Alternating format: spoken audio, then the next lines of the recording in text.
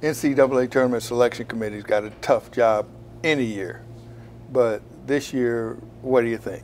Oh, well, this is one of the tough years, basically because of when we did these videos early in the year, and the poll was just going up and down, who was number one. Right. So I think it's going to be tough. It's just so much parity this year. I mean, when they go into these meetings, what are some of the things you think they're going to be looking at? Well, I think this year, I think they should do it every year, but this year I think they really have to laser in on what are going to be the separators, you know. And they can't, once they identify what's going to separate teams or what they're going to use to separate teams, is it going to be non-conference schedule? Is it going to be strength of schedule? Is it going to be road neutral, which they've talked about quite a bit, performance on road neutral? Is it going to be the last 10 games?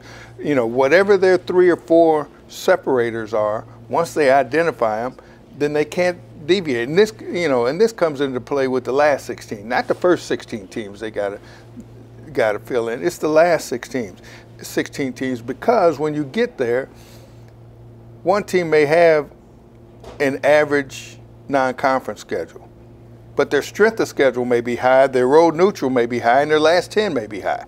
You know, you're going to come up with teams down there at the end that may not hit all 4 or 5 or whatever their separators are, but they're going to hit 2 of them or 3 of them or 4 of them, whatever.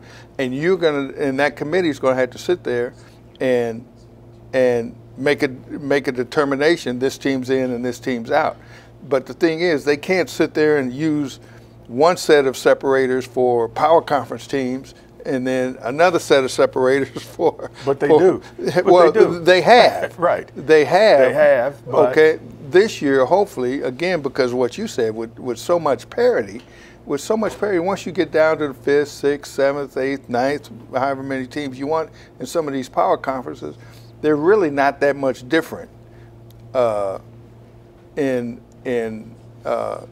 these teams and their performance, particularly when you put them on a neutral floor.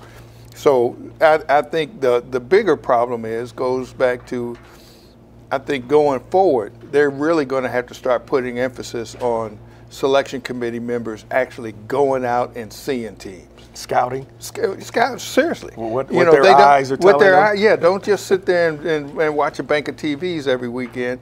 You really need to go out and see teams, so when they go into the room, they can sit there and argue and politic for teams that they think truly belong in the tournament, not what they've seen on TV, impacted by the talking heads and whatever. They really need, oh, that team really is big, or that team really is fast, that you don't really get a sense of from watching on TV.